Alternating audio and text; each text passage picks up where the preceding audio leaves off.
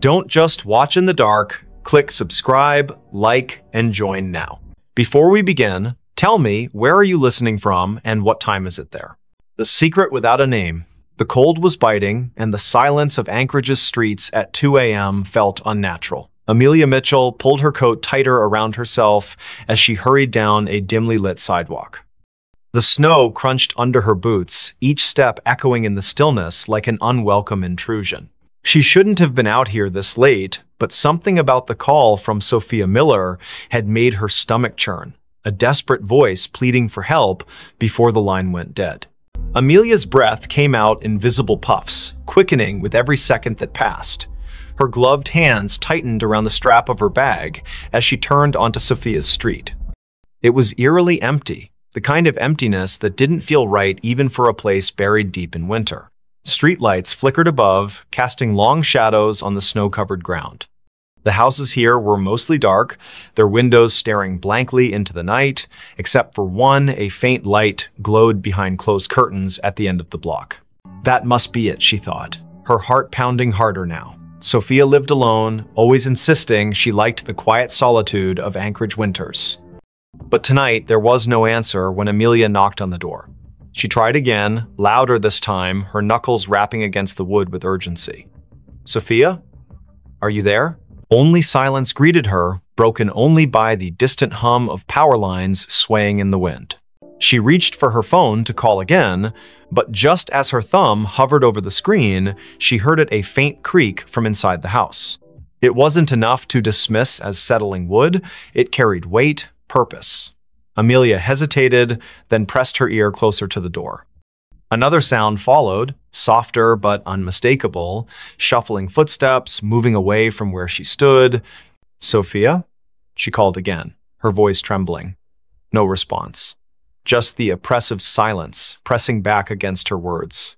Then, without warning, the doorknob began to turn slowly.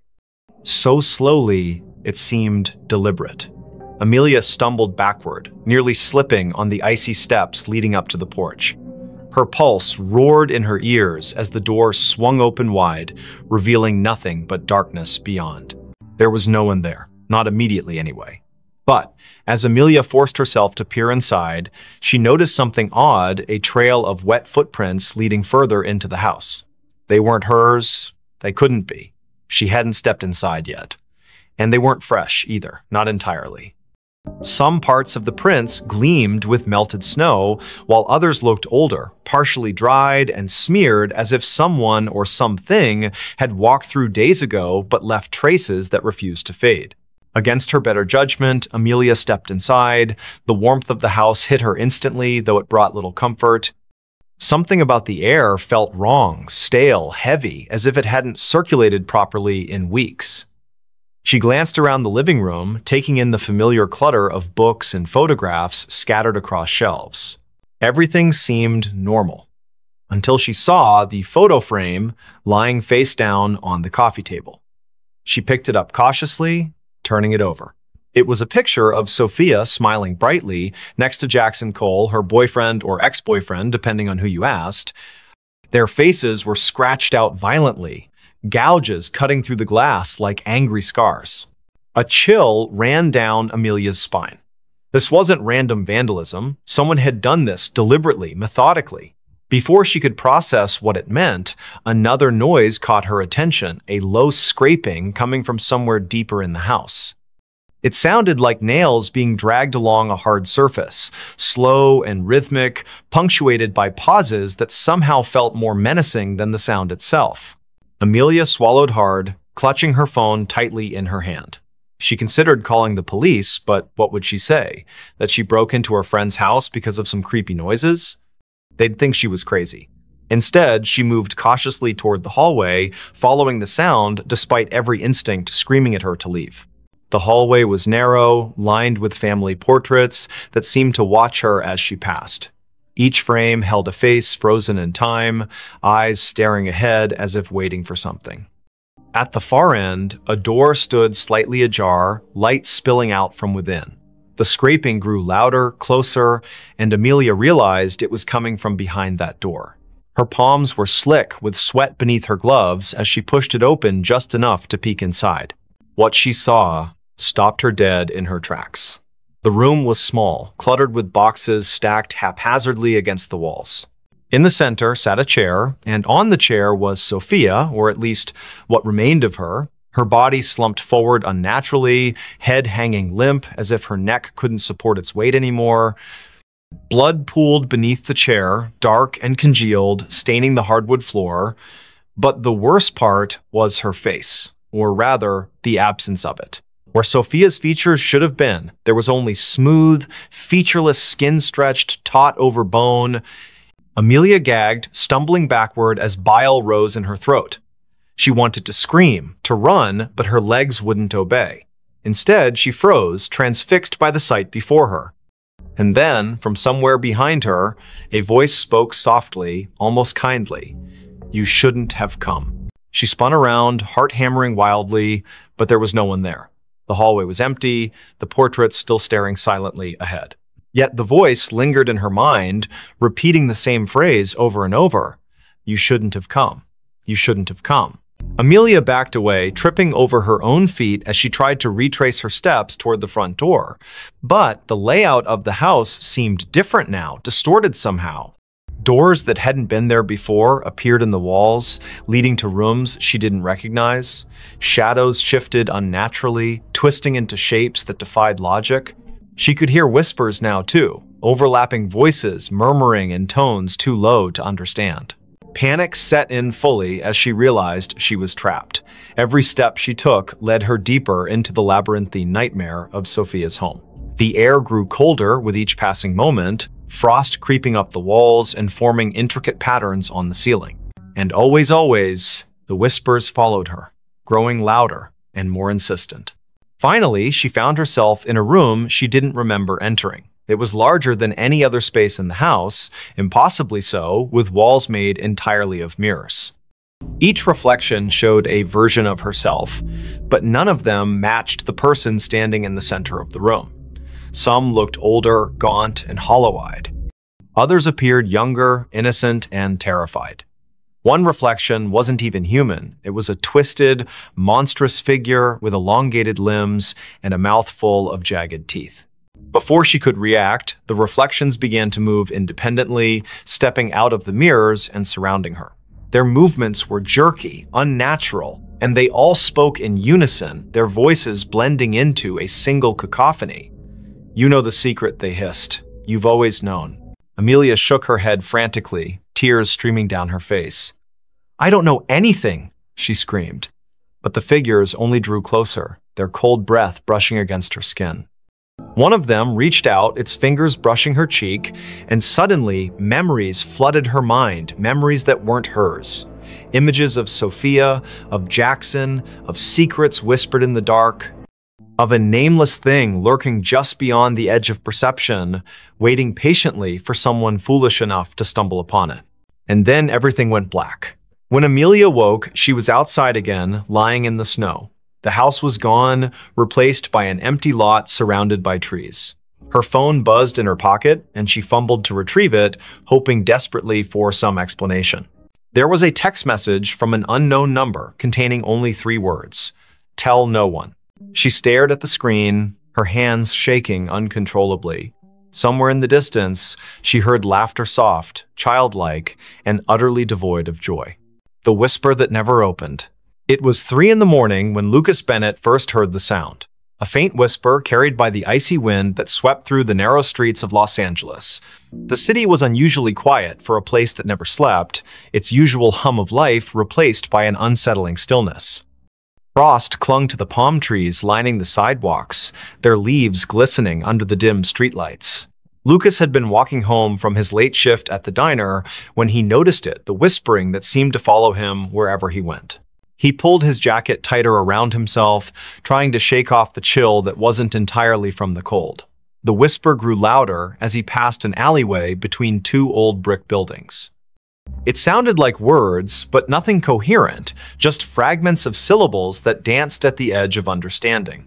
His pace quickened, boots crunching against the frost-covered pavement. He told himself it was just the wind playing tricks on him.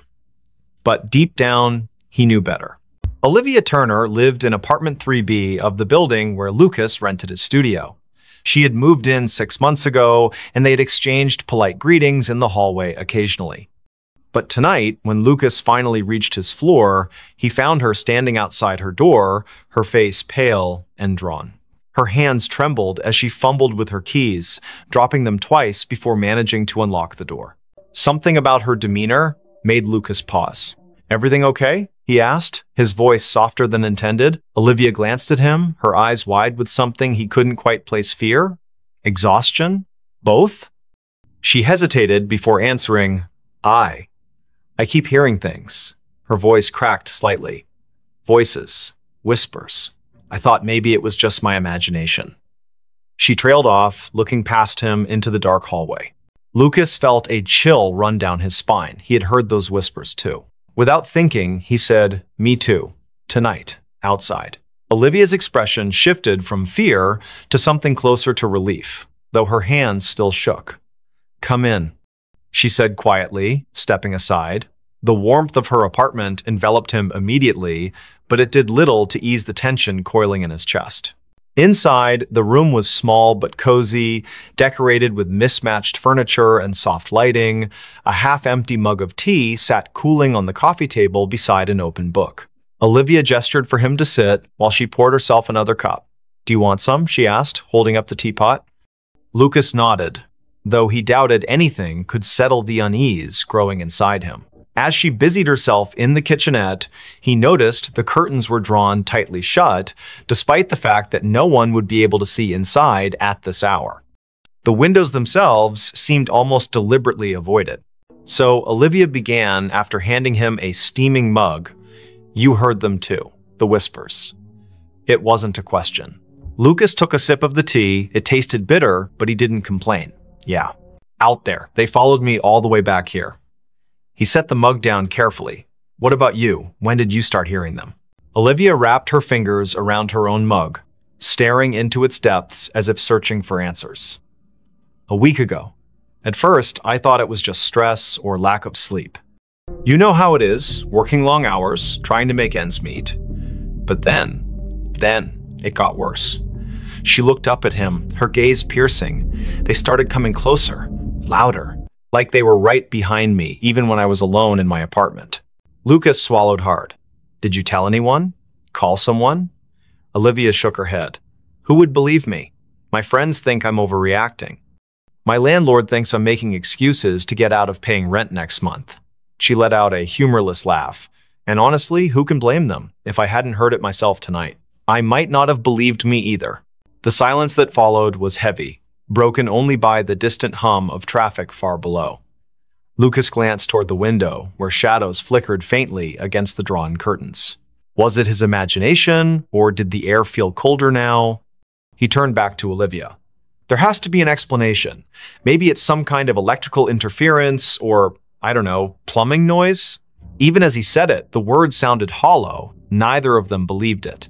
Olivia leaned forward, lowering her voice. "There's something else. Last night, I saw someone or something standing outside my window. Just a figure, barely visible through the frost. It didn't move, just stood there, watching." Her breath hitched. "When I went to check, there was no one there. No footprints, nothing. But the feeling, it stayed with me. Like I wasn't alone anymore." Lucas felt a knot tighten in his stomach. He wanted to dismiss her story as paranoia, but the memory of the whispers he'd heard earlier lingered vividly in his mind. "Have you tried leaving? Going somewhere else for a few days?" She shook her head again. "I can't afford to leave. And besides," she hesitated, glancing toward the window once more, "it feels like it's following me. Wherever I go, whatever I do, it's always there, waiting."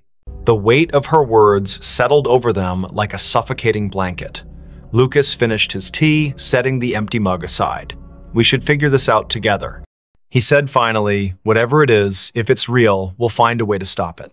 Olivia gave him a small, grateful smile, but her eyes remained haunted. Over the next hour, they talked about everything they could remember. The timing of the whispers, any patterns or triggers, whether they had noticed anything unusual in their daily routines. The conversation helped distract them temporarily, but neither could shake the sense that they were being watched.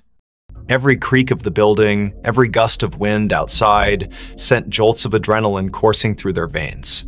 Eventually, Lucas realized he needed to get back to his own apartment.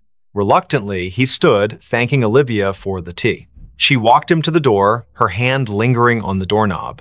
"Be careful," she whispered, "and if you hear anything again, don't go looking for it." He nodded, forcing a reassuring smile he didn't feel. "You too. Lock your door tight." With that, he stepped out into the hallway, closing the door softly behind him. For a moment, he stood there, listening. The whispers weren't audible now, but the oppressive silence felt just as menacing. Back in his studio, Lucas locked his door and double-checked the windows. He debated calling someone, anyone, but who would he call? Who would understand, without dismissing him outright? Instead, he lay down on his bed, staring at the ceiling as exhaustion slowly crept over him. Sleep came fitfully, plagued by dreams of shadowy figures and unintelligible voices echoing endlessly in his ears. The next morning brought little relief. Though the sun eventually rose, casting weak light over the frost-laden city, the oppressive atmosphere remained. Lucas called in sick to work, unable to face the idea of leaving his apartment. Around noon, there was a knock at his door. It was Olivia, carrying a bag of groceries and wearing a nervous smile. "I figured we could use some supplies," she said, stepping inside, "and maybe staying together will help." Lucas didn't argue. Together, they spent the day researching local legends, urban myths, anything that might explain what was happening. They scoured forums, read articles, even dug into old newspaper archives online. Most of it was nonsense ghost stories and conspiracy theories, but one thread caught their attention. A user named Silent Watcher had posted about a series of disappearances in Los Angeles during the winter months over the past decade. The cases were unsolved, dismissed as runaways or accidents, but certain details stood out. Witnesses reported hearing strange noises before the victims vanished. Some claimed to have seen shadowy figures lurking near windows or alleys. The posts were vague, but the similarities were impossible to ignore. As evening fell, the temperature dropped sharply. The heater struggled to keep up, and both Lucas and Olivia found themselves bundled in blankets, huddled together on the couch. The whispers returned, louder this time, seeping through the walls like water. They exchanged panicked looks, hearts pounding in unison. Whatever it was getting closer. Desperation drove them to action. Armed with flashlights and makeshift weapons, a baseball bat for Lucas, a kitchen knife for Olivia, they ventured into the hallway. The whispers surrounded them now, forming a cacophony of disjointed sounds that clawed at their sanity. Each step felt heavier than the last, as if the air itself resisted their movement. At the end of the hallway, the emergency exit stood ajar, frost creeping inward. Beyond it lay the fire escape, descending into darkness. Lucas hesitated, gripping the bat tightly. "Do we really want to know what's out there?" he whispered. Olivia didn't answer, her eyes fixed on the gap. Slowly, they stepped through, bracing themselves for whatever awaited them. The metal stairs groaned under their weight, each step echoing ominously in the frigid night. Below, the alley was shrouded in shadow, the streetlights casting long, distorted reflections on the icy ground. Movement caught the corner of Lucas's eye, a flicker, gone before he could focus. Then another, and another. Shapes darted between the buildings, fleeting glimpses of something humanoid, yet wrong. "Run," Olivia hissed, clutching his arm. They bolted down the remaining steps, slipping on patches of ice as they fled. Behind them, the whispers erupted into a deafening roar, filling the air with chaotic sound. Shadows converged, twisting and writhing like living smoke. Panic surged through Lucas's veins as he realized they were being hunted. They rounded a corner, breaths ragged, legs burning. Ahead, a familiar figure emerged from the darkness. It was Benjamin Hayes, a neighbor whose face they recognized, but whose name they rarely spoke. His expression was blank, his movements mechanical. He raised a hand, pointing toward an abandoned warehouse across the street. "In there," he said, his voice devoid of emotion. "You'll find answers." Without hesitation, they obeyed, bursting through the rusted doors of the warehouse. Inside, the air was thick with decay and dampness. Faint traces of graffiti adorned the crumbling walls, remnants of a forgotten era. In the center of the vast space stood a wooden crate, its surface etched with symbols neither of them recognized. Above it hovered a swirling mass of darkness, pulsating rhythmically like a heartbeat. Olivia approached cautiously, her knife trembling in her grip. "What is this?" she murmured, reaching out. Lucas grabbed her wrist, pulling her back. "Don't touch it," he snapped. But it was too late. The moment her fingers brushed the crate, the world around them dissolved into chaos. Images flooded their minds, faces screaming silently, hands clawing at unseen barriers, voices pleading for release. The whispers coalesced into a single, thunderous command. Open me now." Lucas staggered backward, clutching his head as the vision overwhelmed him. Olivia collapsed to her knees, tears streaming down her face. "I can't," she choked out. "I can't stop it." The darkness expanded, consuming the warehouse, swallowing everything in its path. Somewhere in the distance, Benjamin's voice echoed faintly. "You shouldn't have come here." And then, silence. When Lucas opened his eyes, he was alone. The warehouse was gone, replaced by an endless void. Whispers surrounded him, louder than ever, pressing against his skull until he thought it might burst. He screamed, but no sound escaped. The last thing he saw before the darkness claimed him completely was the crate, floating impossibly in the emptiness, its lid inching open. Somewhere in Los Angeles, the sun rose again, frost melted from the trees, and life resumed its usual pace. But in apartment 3B, the curtains remained drawn and the whispers continued, waiting for their next listener. Don't just watch in the dark, click subscribe, like, and join now. Before we begin, tell me, where are you listening from and what time is it there? The Book That Called Me. The streets of Chicago were slick with rain, reflecting the dim orange glow of streetlights like shattered mirrors. It was 5 in the morning, and the city seemed to hold its breath under a heavy sky streaked with gray clouds. The storm had rolled in from Lake Michigan without warning, drenching everything in sight. Victoria Evans stood on the corner of Wabash Avenue, clutching her coat tighter around herself as she waited for the traffic light to change. She hated mornings like this, cold, wet, and eerily quiet, but her job at the library demanded punctuality. Victoria worked at Harold Washington Library Center, a towering structure that loomed over South State Street like some ancient sentinel. The building's glass facade shimmered faintly in the pre-dawn gloom, catching the occasional flash of lightning that lit up the horizon. As she approached the entrance, her shoes squelching against the wet pavement, she noticed something odd, a single book lying face down on the steps leading up to the main doors.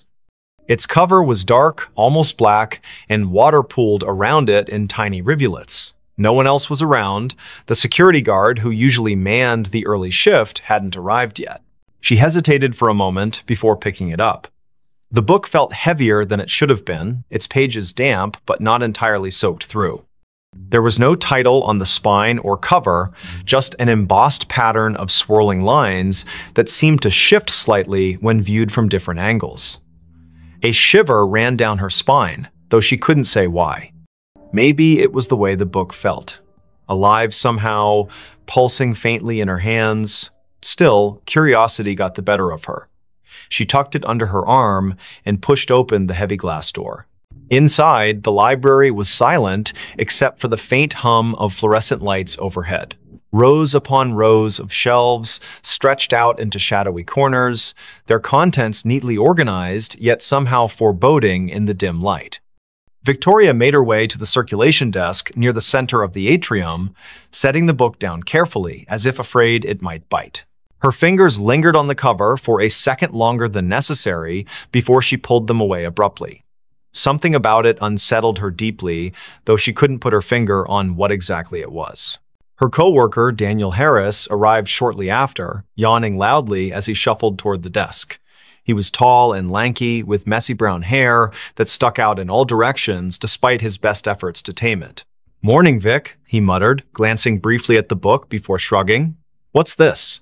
"I found it outside," Victoria replied, keeping her voice low so as not to disturb the stillness.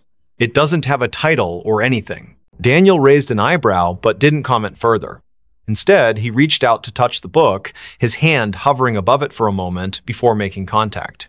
His expression changed instantly from mild curiosity to outright alarm.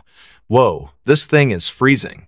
Victoria nodded, though she hadn't thought much of the temperature earlier. Now that Daniel mentioned it, the air around the book did seem colder, almost unnaturally so. She watched as he flipped it open cautiously, revealing blank pages that looked yellowed with age despite being completely dry, or at least they appeared blank at first glance. When Daniel tilted the book slightly toward the light, faint words began to emerge, written in ink that shimmered like oil slicks. They weren't English or any language Victoria recognized, but the shapes twisted and writhed across the page as if trying to escape the confines of the paper. "This is messed up," Daniel whispered, snapping the book shut quickly. He glanced around nervously, as if expecting someone or something to appear from the shadows. "We should probably report this to management." But Victoria shook her head firmly. "Not yet. Let me look at it again." She wasn't sure why, but the book called to her in a way she couldn't explain. It wasn't just curiosity anymore, it was compulsion, a gnawing need to understand what lay within those shifting symbols. Reluctantly, Daniel handed it back to her, muttering something about coffee before disappearing into the staff lounge. Alone now, Victoria opened the book once more. This time, the sensation was stronger, the weight of unseen eyes watching her every move. The text seemed clearer too, forming jagged patterns that pulsed rhythmically, almost like a heartbeat. Without realizing it, she leaned closer, her nose nearly brushing the surface of the page. And then she heard it a whisper, soft and insidious, threading itself into her thoughts. It wasn't audible in the traditional sense, more like a memory surfacing unbidden. The voice spoke in fragments, disjointed phrases that coalesced into meaning only when she focused hard enough. "Find me," it said. "Free me." Startled, Victoria slammed the book shut, her heart pounding wildly in her chest. Had Daniel heard it? Was she imagining things? She glanced toward the staff lounge, half expecting him to come running out, but there was no sign of him, just silence and the oppressive weight of the library closing in around her. For the rest of the day, Victoria tried to focus on her duties, shelving returned books and assisting patrons with research queries. But the presence of the mysterious volume weighed heavily on her mind. It sat on the edge of her desk, seemingly innocuous, yet impossible to ignore. Every time she passed by, she swore she could feel it humming softly, vibrating with suppressed energy. By late afternoon, the temptation became unbearable. She locked herself in the staff break room, determined to decipher even a fraction of what the book contained. The whispers returned almost immediately, louder this time, overlapping each other until they formed a cacophony of voices. Some pleaded for help, others screamed in agony, while a few laughed maniacally. Victoria pressed her palms against her ears, shaking her head violently to block them out. But the sound wasn't external, it came from inside her own skull, burrowing deeper with each passing second. Tears streamed down her face as she forced herself to concentrate, tracing the intricate patterns on the page with trembling fingers. Slowly, painstakingly, the symbols began to rearrange themselves, forming words she could finally understand. "They seek you," the text read. "They hunger." Before she could process what it meant, the lights flickered violently, plunging the room into darkness. A low rumble echoed through the building, like distant thunder, but somehow wrong, unnatural. Victoria scrambled to her feet, clutching the book tightly as she fumbled for the doorknob. When she stepped back into the main hall, the atmosphere had shifted dramatically. Shadows danced along the walls where none should exist, twisting and contorting into grotesque shapes. The air smelled metallic, tinged with decay. And worst of all, the silence was gone, replaced by faint scratching sounds, like claws dragging across wood. "Daniel?" she called out, her voice cracking with fear. No response. Panic rising, she moved toward the circulation desk, hoping to find some semblance of safety there. But as she rounded the corner, she froze. The shelves lining the aisles were no longer filled with books, they were empty, hollow husks stretching endlessly into the gloom. Where had everything gone? What was happening? A sudden movement caught her eye, a figure darting between the rows ahead. It was small, hunched over, moving with jerky, unnatural motions. Victoria backed away instinctively, clutching the book to her chest like a shield. The figure stopped abruptly, turning to face her. Its head tilted sideways, impossibly far, joints cracking audibly. Then it lunged. She screamed, stumbling backward as the creature skittered forward on all fours, its limbs elongated and spider-like. Its face, if it could be called that, was featureless save for a gaping maw lined with needle-sharp teeth. The thing moved faster than she thought possible, closing the distance between them in seconds. Just as it leapt toward her, Victoria threw the book at it in desperation. The impact sent it sprawling, screeching in pain as smoke rose from where the tome had struck its body. Seizing the opportunity, she bolted toward the exit. Outside, the rain had intensified, soaking her instantly as she sprinted down the steps. Thunder boomed overhead, drowning out the sound of her frantic footsteps. She didn't stop running until she reached her car, slamming the door shut behind her and locking it with shaking hands. Breathing heavily, she glanced at the passenger seat and froze. The book sat there, dripping wet, its cover cracked open slightly to reveal glowing symbols etched onto the inner pages. "No," she whispered, reaching out tentatively. "How did you?" The car rocked violently as something slammed into the roof, denting the metal inward. Another crash followed, then another, accompanied by guttural growls that reverberated through the vehicle. Victoria ducked low, covering her head as shards of glass rained down from the shattered windshield. Through the chaos, she saw the library in the distance, its windows pulsing with sickly green light. The book vibrated fiercely in her lap, urging her to return. Against her better judgment, she obeyed. Back inside, the scene had changed again. The aisles were intact now, stocked with books as if nothing had happened, yet the oppressive feeling lingered, thicker than ever. The whispers grew louder, converging into a single voice that spoke directly to her. "You cannot run," it hissed. "You are mine now." Victoria spun around, searching for the source, but found only emptiness. Until she saw him, the man standing at the end of the aisle, partially obscured by shadows. He wore a tattered suit, his skin pale and translucent, eyes sunken and hollow. In his skeletal hands, he held a copy of the same book she carried. "Michael Parker," he rasped, taking a step closer. "I've been waiting." And then the world dissolved into darkness.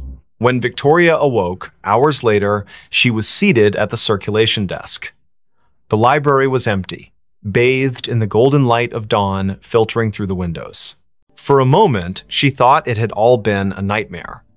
But when she looked down, the book lay open before her, its pages filled with fresh writing. "They will come for you next." The room behind the wall. Rain poured relentlessly over Anchorage as Daniel Harris drove through the deserted streets of the city just before dawn. The windshield wipers struggled to keep up with the deluge, while his headlights barely pierced the darkness, reflecting off the slick asphalt where puddles grew larger by the minute.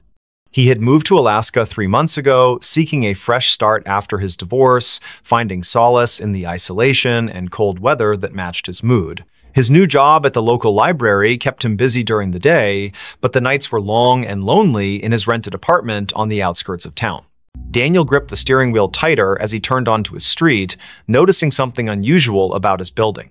The third-floor window of his apartment was illuminated, though he distinctly remembered turning off all the lights before leaving for his early morning drive. A chill ran down his spine that had nothing to do with the Alaskan spring air seeping through the car's vents. He parked and sat for a moment, watching the rain streak down his windshield while debating whether to call the police or investigate himself. The rational part of his mind told him it was probably just a blown fuse or faulty wiring, but something about the yellow glow emanating from behind the curtains felt wrong. As he stepped out of the car, the cold rain immediately soaked through his jacket, and he could feel the water pooling in his shoes. The street was eerily silent except for the sound of rain hitting every available surface. No other cars passed by, no neighbors peeked out their windows. It was as if the entire neighborhood had been abandoned except for him and whatever waited inside his apartment. Reaching his door, he hesitated before inserting the key. The lock turned smoothly, too smoothly, as if someone had recently oiled it. Pushing the door open slowly, he called out, "Hello?" though his voice barely rose above a whisper. The hallway light was on, which he definitely hadn't left that way. His heart pounded in his chest as he stepped inside, closing the door behind him with a soft click. The apartment seemed undisturbed at first glance. His coat still hung on the rack, his shoes remained neatly by the entrance, but something felt fundamentally different about the space. As he moved further into the living room, he noticed small details that sent warning signals through his mind. The books on his coffee table were slightly askew, not dramatically so, but enough to suggest they'd been handled recently. His laptop, which he always closed when leaving, was open and displaying the screensaver. More disturbingly, there was a faint smell in the air, something metallic and organic that made his stomach churn. It wasn't quite blood, but it carried the same primal warning that danger had been here, lingered, and might return at any moment. The bedroom door was ajar, and against his better judgment, Daniel pushed it open wider. Everything appeared normal until he noticed the closet door was slightly open, revealing a shadowy gap between the wall and the frame. He never left that door open, not since moving in. As he approached, he heard a soft creak from somewhere deep within the walls, like wood settling but with an unnatural rhythm. The sound repeated itself, growing louder and more insistent, then stopped abruptly. His breath caught in his throat as he realized the noise wasn't coming from the building's old structure, but rather from behind the wall itself. The next morning, Victoria Evans arrived at Daniel's apartment complex for their scheduled meeting. They had connected through a local support group for newcomers to Anchorage, bonding over their shared experiences of adjusting to life in Alaska. She stood outside his door, knocking repeatedly while checking her watch. The rain had lessened to a drizzle, but dark clouds still pressed heavily against the sky. When there was no answer after several minutes, she tried the door handle and found it unlocked. Inside, the apartment was deathly quiet, with an oppressive atmosphere that made her skin crawl despite the warmth of the heating system. Victoria called out Daniel's name as she entered, immediately noticing the same subtle signs of disturbance he had observed earlier. On the kitchen counter, she spotted his phone charger still plugged in, its cord coiled neatly, evidence that he hadn't planned to be gone long. In the living room, the books on the coffee table caught her attention. She recognized some of the titles. They were ones Daniel had mentioned reading recently, but now they seemed arranged in a pattern that suggested deliberate placement rather than casual browsing. Her unease grew as she noticed scuff marks on the carpet leading toward the bedroom. In the bedroom, Victoria's trained eye, honed from years working as a social worker, detected details others might miss. The closet door was indeed open, but what drew her attention was the baseboard along the far wall. There were fresh scratches marring the paint, and when she knelt to examine them closer, she discovered tiny fragments of plaster embedded in the carpet. Standing up, she pressed her palm against the wall and felt it give slightly, accompanied by a soft crunching sound. Her heart raced as she realized this section of the wall was thinner than it should be, as if something lay hidden behind it. Michael Parker, the building's maintenance supervisor, arrived shortly after Victoria's call. A grizzled man in his late 50s with decades of experience in construction and property management, he listened intently as she explained her findings. His expression grew increasingly grave as he examined the wall, running his fingers along the edges of the baseboard. Without saying a word, he fetched tools from his maintenance cart and began carefully removing sections of the wall paneling. The drywall came away easily, almost too easily, revealing a narrow cavity behind. What they discovered in the hidden space defied immediate comprehension. Packed tightly within the cavity were dozens of small objects wrapped in yellowed newspaper, each bundle tied with twine. The air that escaped as Michael opened the first package carried the same metallic smell Victoria had detected earlier. Inside was a collection of personal items, a child's necklace, a set of house keys, a driver's license belonging to someone named Sarah Mitchell. Each successive package contained similar artifacts, all meticulously preserved, but clearly taken from different individuals over many years. The realization hit them simultaneously. They had uncovered evidence of something far more sinister than either had imagined possible. The discovery triggered a chain reaction of events that consumed the lives of everyone involved. Local authorities descended upon the building, forcing residents to evacuate while forensic teams worked around the clock. Victoria found herself unable to leave, drawn back daily to witness the investigation unfold. She learned that the building had been constructed in the 1920s and had changed hands numerous times throughout its history. Previous tenants had reported strange occurrences, sounds behind walls, unexplained shadows, sudden temperature drops, but these complaints had always been dismissed as typical of older buildings. What no one had suspected was that someone had been using the building's hidden spaces as a repository for stolen memories. As detectives cataloged the items, patterns emerged that chilled even the most seasoned investigators. Many of the victims had disappeared without a trace, their cases eventually classified as cold files. Some had vanished decades ago, while others were more recent. The oldest item dated back to 1947, a silver locket containing a photograph of two young girls, while the newest was a smartphone manufactured only 3 years prior. The collection spanned generations, suggesting that whoever had been operating behind these walls had maintained their activities for nearly 75 years. The implications were staggering and raised questions about how such systematic predation could have gone unnoticed for so long. Daniel's disappearance added another layer of complexity to the case. Security footage from the building's lobby showed him returning home the previous night, but never leaving again. His car remained parked outside, and his personal belongings were still in the apartment. The only clue was a set of muddy footprints leading from his bedroom to the hidden cavity in the wall, prints that matched his shoe size exactly. Investigators theorized that he might have stumbled upon the collector in the act and become another victim, but without physical evidence, they couldn't confirm this theory. Victoria became obsessed with understanding the pattern behind the disappearances. She spent hours poring over police reports, cross-referencing dates and locations with historical weather data. A disturbing trend emerged. Nearly all the abductions had occurred during heavy rainstorms, particularly in spring when the days were shortest and visibility poorest. The timing suggested premeditation and intimate knowledge of both the building's layout and the routines of its occupants. Whoever had been collecting these artifacts understood human behavior well enough to predict when people would be most vulnerable. The building itself seemed to become more active as the investigation progressed. Residents who had lived there for years reported hearing strange noises at night, thumps and scrapes that echoed through the walls. The heating system developed inexplicable malfunctions, causing rooms to alternate between freezing and sweltering temperatures. Maintenance workers refused to enter certain areas alone, claiming they felt watched even when no one else was present. Most disturbingly, several people reported seeing fleeting shadows move across walls where no source of light could account for them. Forensic examination of the hidden cavity revealed additional horrors. Deep gouges marred the wooden framework, and analysis showed traces of human tissue embedded in the splinters.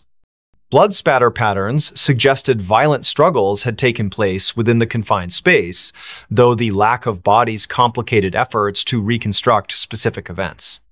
The collector had apparently used the cavity as both storage and execution chamber, creating a macabre shrine to their crimes.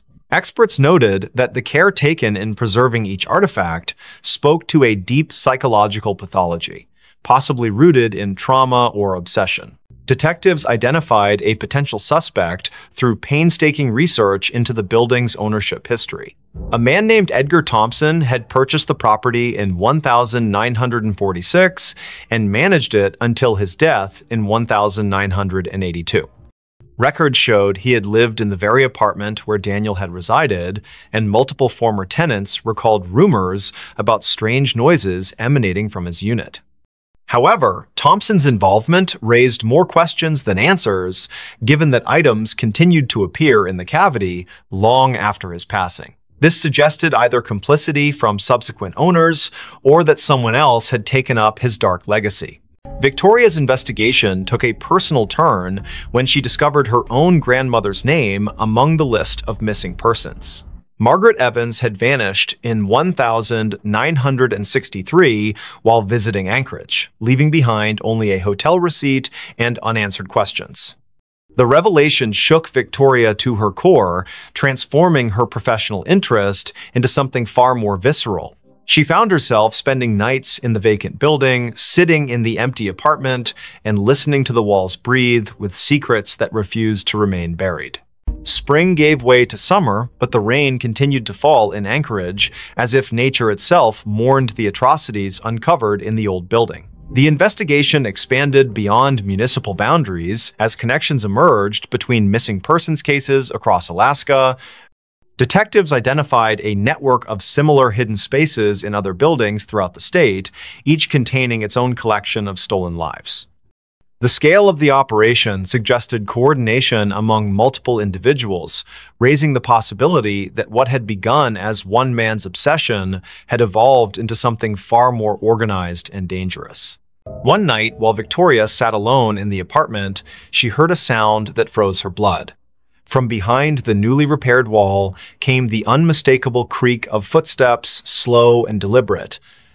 She grabbed her phone to call for help, but found no signal in the suddenly dead zone of the building. The footsteps grew closer, accompanied by the soft rustle of fabric brushing against wood. Then came a voice, barely audible but unmistakably human, whispering words that made her skin crawl. "You shouldn't have looked. You shouldn't have seen." The voice sounded ancient, yet familiar, carrying echoes of countless voices absorbed over decades. The police response team arrived 20 minutes later, bursting into the apartment with weapons drawn. They found Victoria unconscious on the floor, her phone shattered beside her. Paramedics determined she had suffered a severe panic attack but would recover. Yet when they examined the wall where she claimed to have heard the voice, they discovered something that defied explanation. Fresh scratches marred the newly installed drywall, forming words that spelled out a single chilling message: "Not done yet."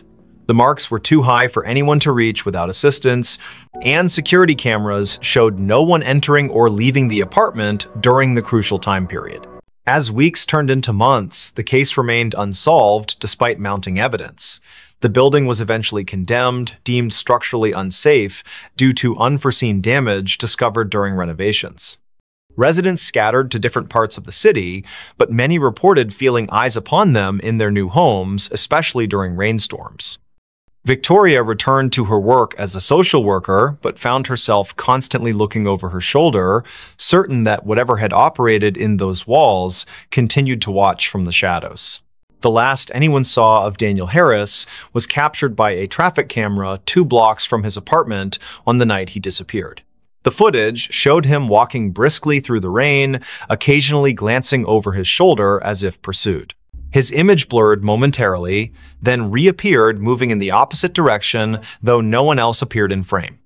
When enhanced, the video revealed something impossible. His reflection in a storefront window showed him reaching toward the camera with an expression of pure terror, though his physical form continued walking away. The file remains archived, awaiting technological advances that might explain the anomaly. Today, the building stands empty on the outskirts of Anchorage, its windows boarded up and its doors sealed with official notices.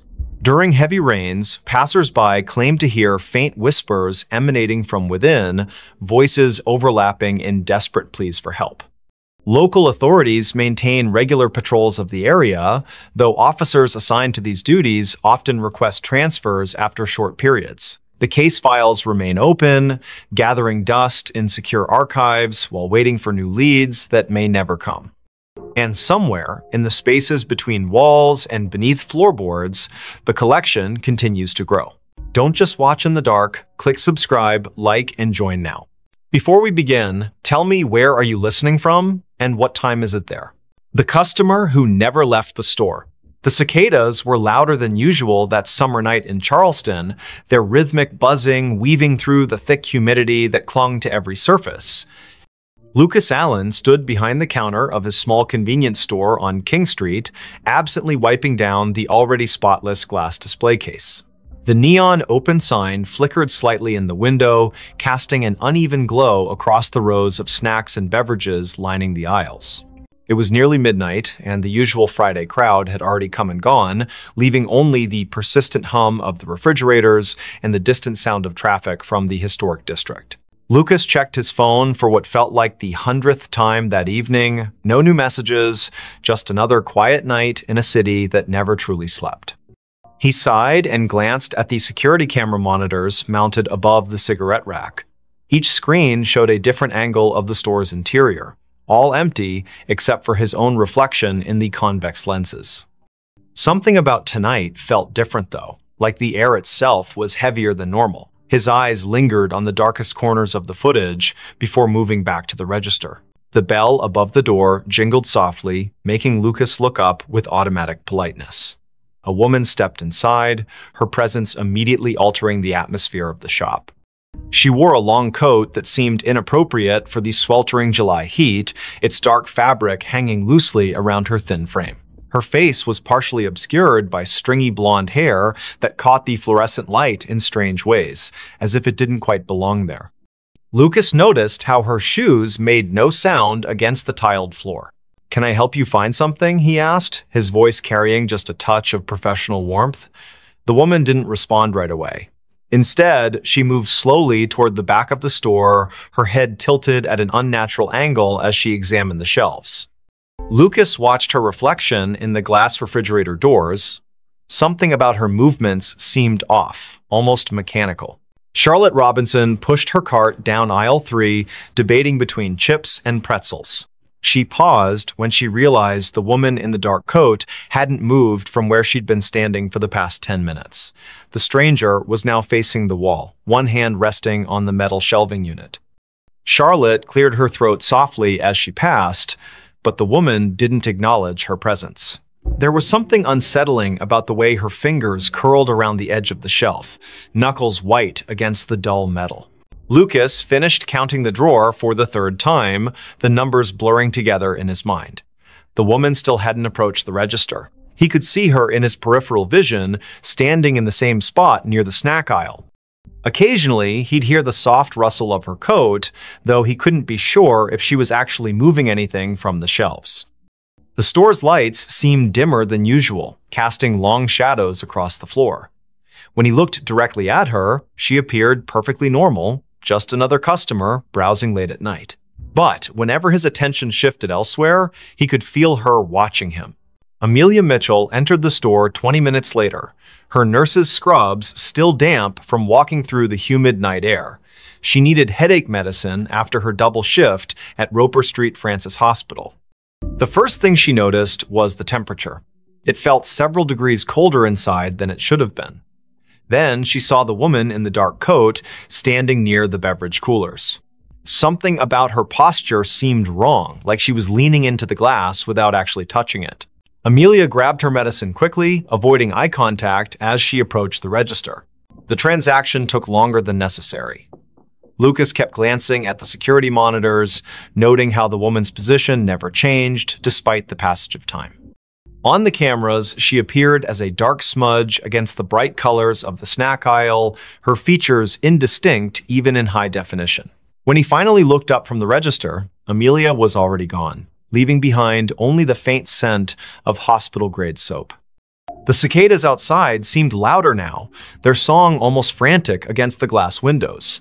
Charlotte decided she needed to leave. The woman had started humming softly, a tune that sent shivers down her spine, though she couldn't place why. As she approached the register, she noticed something peculiar. The floor tiles beneath the woman's feet looked newer than the rest, as if they'd been recently replaced. The grout lines were cleaner, the pattern slightly misaligned with the surrounding area. Lucas rang up her purchase without speaking, his hands trembling slightly as he handled the cash. Neither of them acknowledged the figure still standing silently among the snacks. The clock ticked past midnight. Lucas began his closing routine, straightening displays and checking expiration dates. The woman remained in her spot, seemingly unaware of the store's operating hours. When he finally mustered the courage to approach her, she turned toward him with a smile that didn't reach her eyes. "I'll be leaving soon," she said, her voice carrying an odd echo despite the carpeted floor.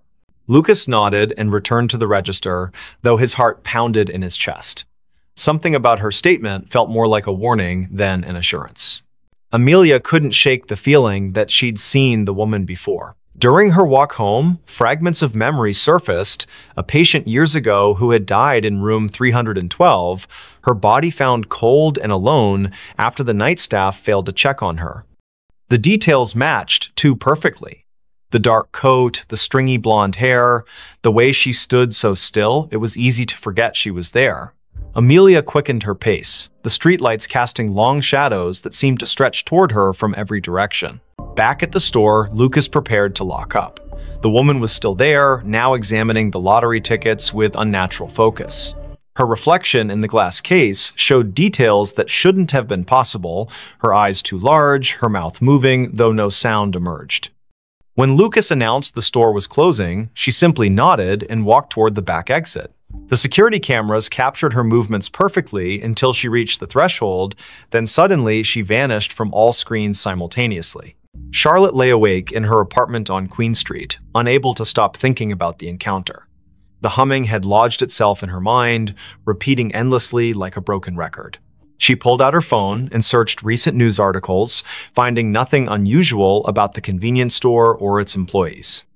Yet when she scrolled through the business's social media page, she noticed something strange. In every photo taken inside the shop, the same dark figure appeared in the background, always partially obscured, but unmistakably present.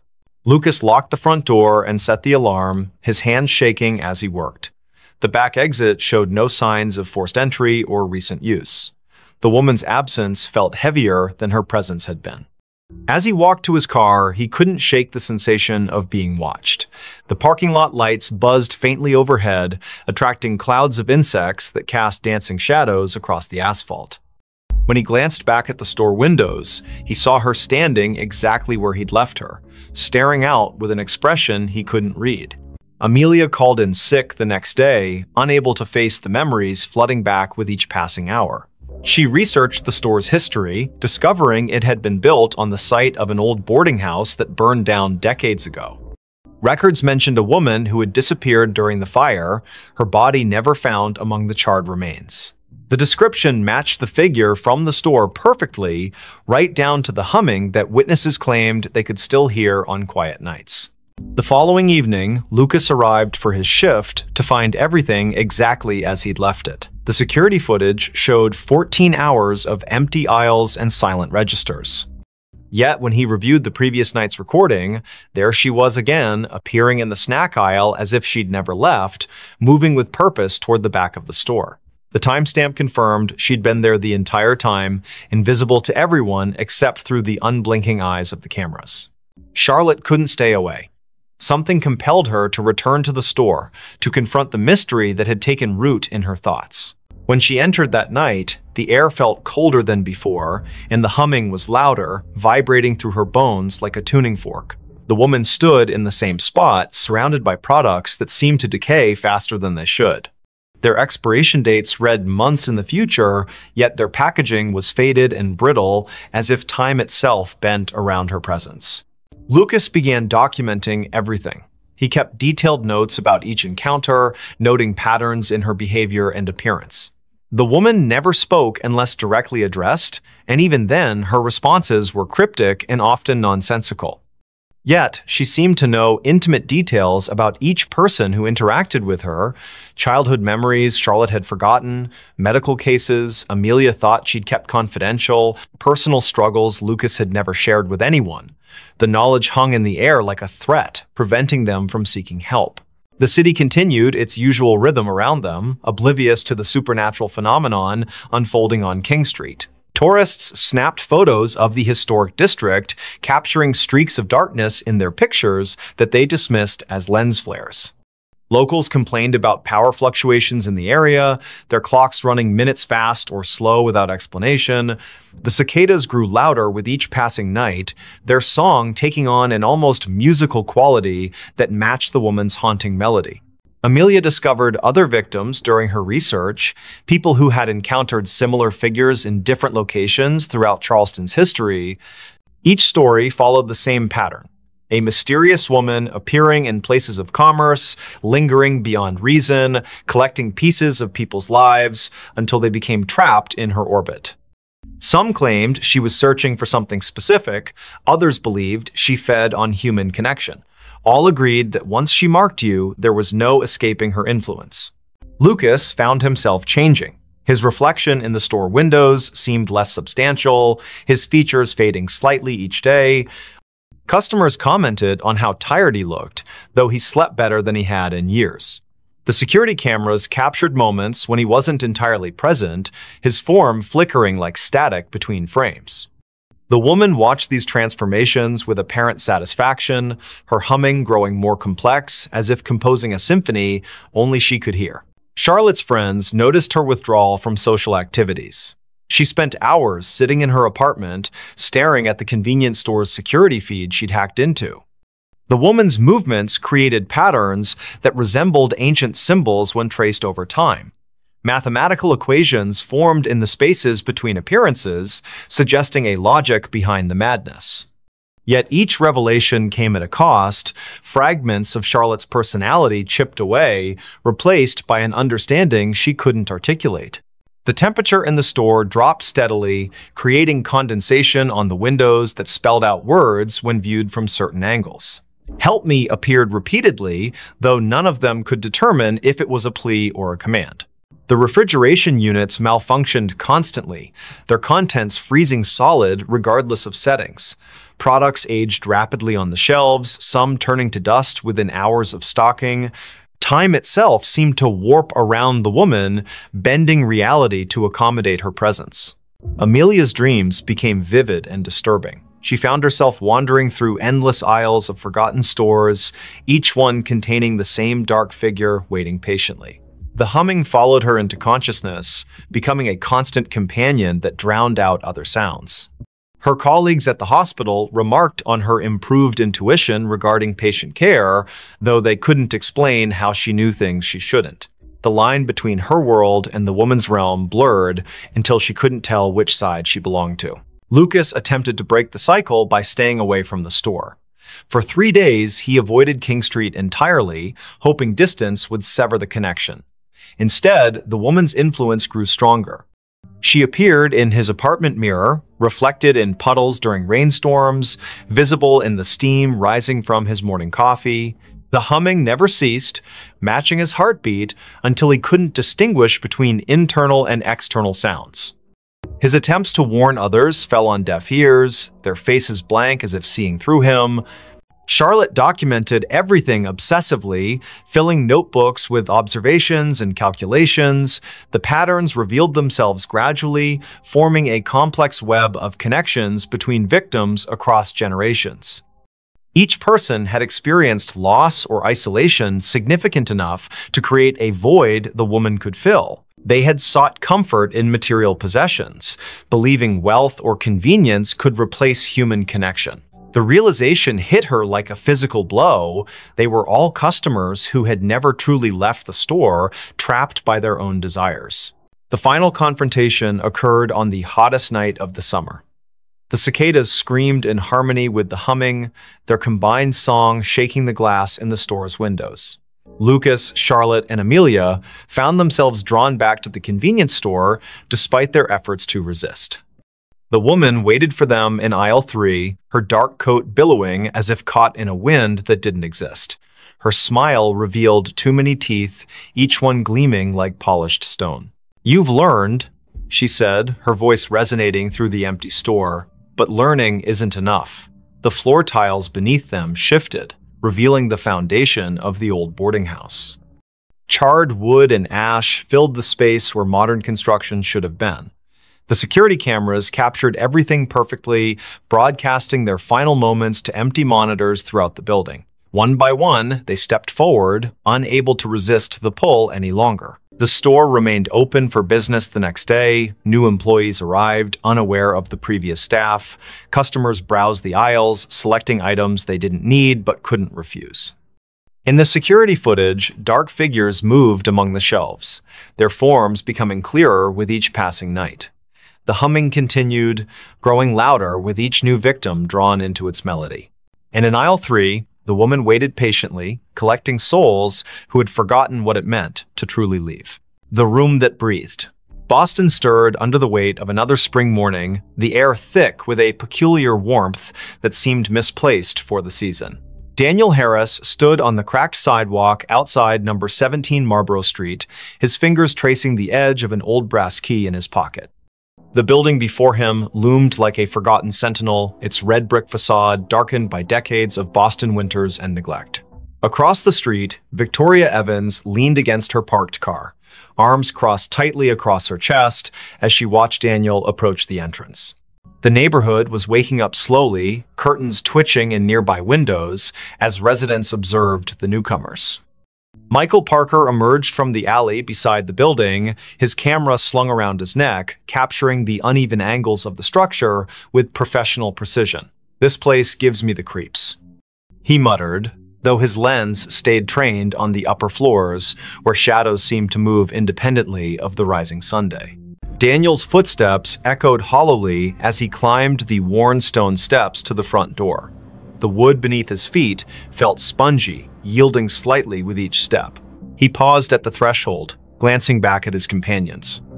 Victoria gave him a tight smile while Michael adjusted his camera settings, seemingly oblivious to the faint scraping sound coming from somewhere deep within the building. The key turned with unexpected ease, revealing a vestibule that smelled of damp paper and something else. Something metallic and sharp. Inside, the air was unnaturally still, as if the house itself was holding its breath. Dust motes hung suspended in shafts of weak morning light that filtered through grimy windows. To their left, a staircase spiraled upward into darkness, its banister wrapped in layers of peeling paint. Directly ahead, a hallway stretched toward the rear of the building, lined with doors that seemed to lean inward as if drawn by some invisible force. The wallpaper, once elegant, now peeled away in long strips that curled toward the floor like dead leaves. Victoria's heels clicked against the hardwood as she moved to examine a series of framed photographs hanging crookedly on the wall. Her fingers hovered above the glass but didn't touch. "These pictures," she began, her voice dropping to a whisper. In each frame, people stood stiffly posed, their eyes fixed on something just beyond the camera's view. What disturbed them most was the background. Through windows behind the subjects, they could see the same room appearing in every photograph, its details shifting subtly but unmistakably present in each era depicted. Michael joined her, his camera clicking softly as he documented the unsettling gallery. "That's impossible," he said, pointing to one particular image. "Look at the dress styles. These photos span nearly a century, but that room." His voice trailed off as he noticed something moving in the corner of the frame. When he looked up, the hallway appeared empty, yet the sensation of being watched pressed heavily against his skin. The temperature dropped suddenly, causing their breath to mist in the air. From somewhere above came the distinct sound of footsteps, slow and deliberate, pacing back and forth across the ceiling. Daniel called out, his voice echoing unnaturally loud in the confined space. The footsteps stopped immediately, followed by complete silence that seemed to vibrate through the very walls. Then came a new sound, a soft, rhythmic creaking like the gentle expansion and contraction of old wood. But this wasn't coming from the structure itself. It was emanating from the room at the end of the hall, pulsing with a life of its own. Daniel took the first step toward the source of the sound, his palm slick against the railing of the staircase. The wooden steps groaned beneath his weight, each complaint sounding louder than the last. Halfway up, he paused, certain he'd heard whispered words trailing after him like cobwebs brushing against his ears. Victoria followed close behind, her hand occasionally reaching out to steady herself against the wall, only to pull back sharply each time her fingers made contact. The wallpaper felt warm to the touch, almost feverish, and when she looked closely, she thought she saw veins of black mold spreading outward from each point of contact. At the top landing, they found themselves facing 3 doors, each painted a different shade of gray that seemed to shift depending on how long you stared. The middle door stood slightly ajar, swaying gently, despite the absence of any breeze. Through the gap, they could see movement, not human movement, but something more akin to shadows stretching and retreating across the far wall. Michael raised his camera, framing the scene through the viewfinder, but what he saw through the lens made his hands tremble. The room appeared larger through the camera, its dimensions distorted in ways that defied logic. "Did you hear that?" Victoria's voice cracked as she spoke. They all froze, listening to the sound of breathing, deep, measured inhalations that filled the corridor like waves crashing against a distant shore. The sound wasn't coming from them. It was too synchronized, too deliberate. Daniel reached for the doorknob, his fingers brushing against metal that felt impossibly cold. As his hand closed around it, the breathing hitched, then resumed with greater intensity. The door opened with a reluctant creak, revealing a space that seemed to swallow the available light rather than reflect it. Inside, the air was dense and humid, carrying the scent of earth after rain mixed with something sour and metallic. The walls were covered in what appeared to be ancient wallpaper, but upon closer inspection, they realized it was actually layers of dried, yellowed paper stacked directly onto the plaster. Pages upon pages of handwritten text, fragments of letters and drawings pressed together like geological strata. Some sections seemed to ripple when touched, as if the surface retained some vestige of life. In the center of the room stood an antique writing desk, its surface stained with ink blots that had long since dried black. Victoria approached the desk cautiously, her attention drawn to a leather-bound journal resting open at its center. The handwriting inside was spidery and erratic, the ink varying in color from fresh black to faded brown. As she read the first few lines, her reflection in the window behind the desk caught her eye. She froze, watching as her mirrored self continued reading even after she had lowered the book. The reflection smiled at her, then mouthed words that didn't match her own movements.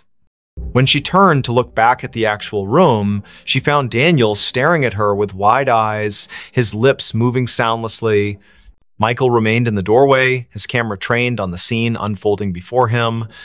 Through the viewfinder, he watched as the room's dimensions shifted imperceptibly, walls bowing inward, then snapping back like living tissue.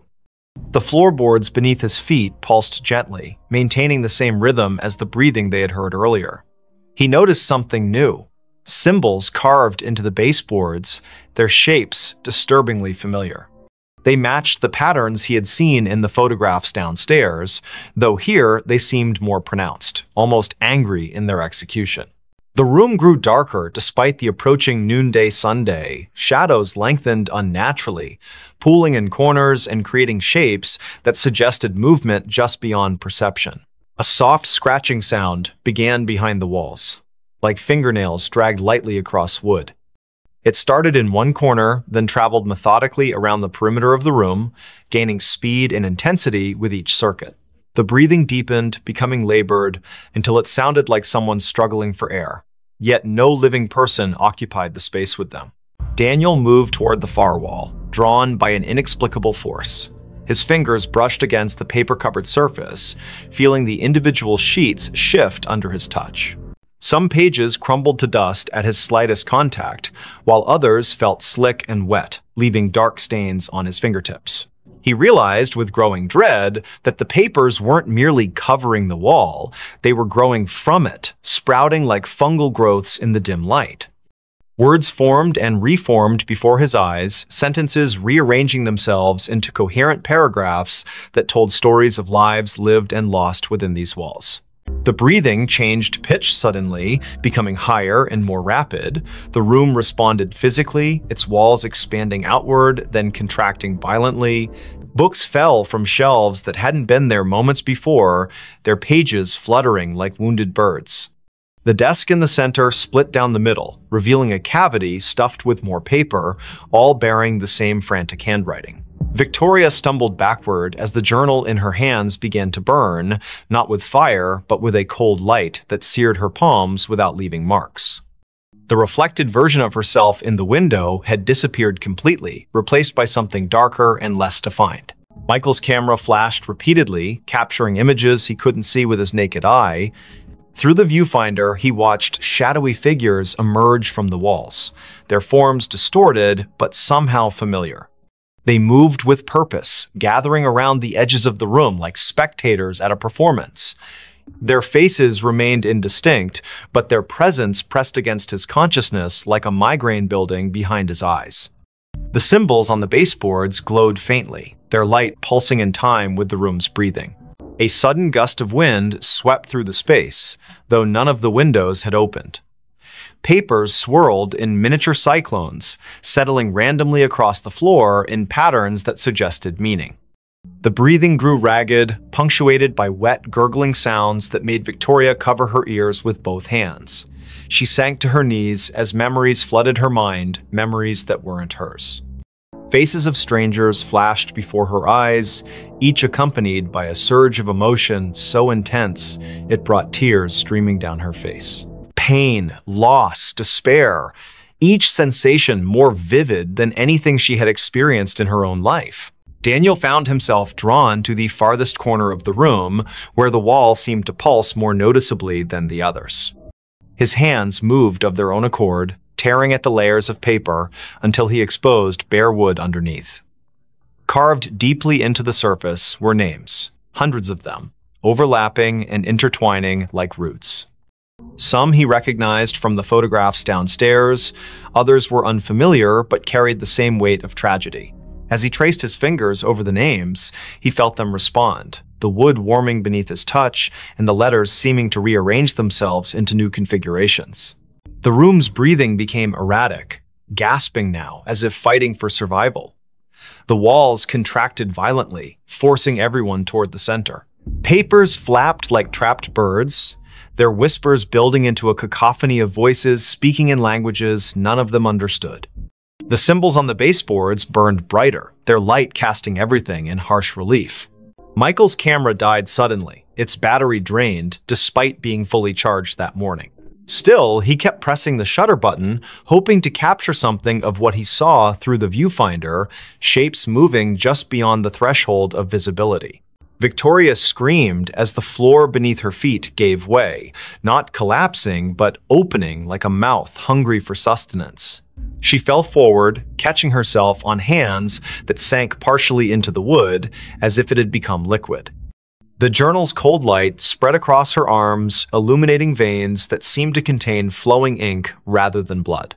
Memories continued to assault her mind, each one bringing physical pain that made her whole body convulse. The reflected version of herself returned in the window, reaching out toward her with hands that passed through the glass as if it were water. Daniel tore at the wall faster now, his fingers bleeding as he clawed deeper into the wood. With each name he uncovered, the room reacted more violently. The breathing became wheezing, punctuated by wet coughs that sprayed droplets of something dark against the remaining intact wall. The uncovered names began to glow, their light joining with that of the symbols on the baseboards until the entire room shimmered with an otherworldly radiance. Shapes moved within the walls themselves, pressing against the surface from the other side like creatures trying to break free. Michael retreated to the doorway, his legs shaking as he watched his friends struggle against forces they couldn't comprehend. Through his useless camera, he saw the truth of the room laid bare. A massive, beating heart at its core, pumping darkness instead of blood through veins of corrupted wood. The symbols served as valves, regulating the flow of whatever malignant force inhabited the space. The photographs downstairs weren't just documentation, they were warnings, each one showing the room consuming another victim who had come too close to understanding its nature. The breathing stopped suddenly, leaving a silence so profound it hurt their ears. The room held its collective breath, waiting. The walls began closing in, not quickly, but inevitably, their movement accompanied by the sound of thousands of pages turning simultaneously. Victoria pulled herself free from the floor, her arms streaked with black ichor that evaporated into smoke before hitting the ground. The journal's light had consumed her shadow, leaving her outlined in negative space. She joined Daniel at the wall, helping him tear away the remaining paper in a desperate attempt to reach whatever core lay hidden beneath. As they worked, the room showed them its true face. The walls weren't solid, they were composed of compressed memories, each layer containing the essence of someone who had tried to understand or escape. Faces pressed against the surface from the other side, their mouths open in silent screams that vibrated through the very bones of the building. The symbols on the baseboards merged into a single pulsing sigil that dominated the floor, its light so bright it burned away the darkness entirely. The heart at the room's center beat once, twice, then exploded outward in a wave of energy that threw them all backward. When they opened their eyes again, they found themselves standing outside number 17 Marlborough Street. The building looked different now, newer somehow, its bricks clean and its windows reflecting the afternoon sun without distortion. A young couple walked past them, discussing plans to renovate the upstairs apartment. Daniel reached into his pocket for the brass key, but found only lint. Michael's camera hung heavy around his neck, its memory card wiped clean. Victoria's hands bore no marks, though she could still feel the phantom burn of ink-filled veins beneath her skin. They never spoke about what happened inside the room. Each carried their own piece of its secret, buried deep where it couldn't consume them completely. Sometimes, late at night, Daniel would wake to the sound of breathing coming from his closet. Michael developed a habit of taking long detours to avoid walking past 17 Marlborough Street. Victoria found herself drawn to old journals and letters, unable to resist the urge to document everything she encountered. The room had marked them, claimed part of their essence, and though they had escaped its physical confines, its influence followed them like a shadow that refused to dissipate. Weeks later, during another unseasonably warm spring morning, a new set of tenants moved into the building. They marveled at how well-preserved the old place was, how the upstairs apartment seemed to breathe with a life of its own. In the main bedroom, they discovered an antique writing desk with a leather-bound journal resting open at its center. The first tenant to touch it felt a surge of inspiration so powerful it brought tears to her eyes. She began writing immediately, her pen moving across the page with a will that wasn't entirely her own. Outside, the wind picked up, carrying with it the faint sound of pages turning and the gentle, measured breathing of something that had waited patiently for new voices to add to its collection.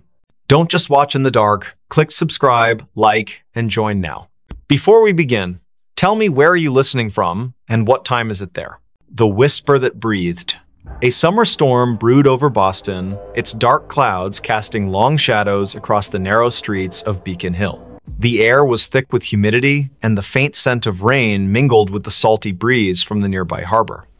At precisely 5 in the afternoon, when the sun should have still been high, an unnatural twilight descended upon the city. Andrew Scott hurried down Pinckney Street, his leather satchel slapping against his side with each quickened step. The first rumble of thunder echoed in the distance, vibrating through the cobblestones beneath his worn loafers. He had taken this route home 1,000 times before, but today something felt different.